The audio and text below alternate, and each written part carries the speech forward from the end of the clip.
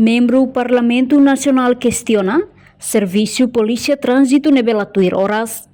Questão ne levanta Husi deputado bancada Senate, Virgílio Pereira li Husi plenária Parlamento Nacional, tamba tuirne observação, e a parte da derli ona tukualu horas Timor-Leste, mai bela ihe pessoal trânsito rumah destacado, liu estrada área Aimutinhang, hodi hamosu engrafamento.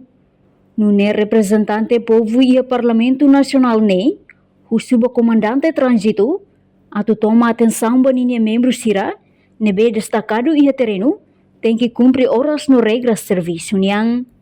Ela comandante trânsito favorida, horas tu qual ne horas trânsito serne tem que destacar e fati.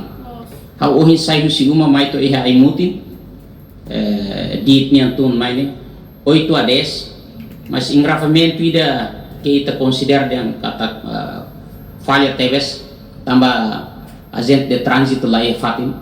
Então quase 30 minutos ne ami para fatin hotiere ne au kon fila tesi fila fali basori transit sir hamri kamutuk iha rotunda de elem loinya ne hamri kolia hotel phone la liga rai mas kareta de mais sori ne macet tidak luar biasa tamane favorida usela comandante trânsito para depois ele tomar atenção ela ba membro agente serne para horas de serviço ne favorida e fatin ne beke sinti iha agravamento de makas ne sira tem que standby e fatin kawan ainda ne makawato ya dader dane presente. Reportagem Epifânia de Carvalho, Televisão Timor Post.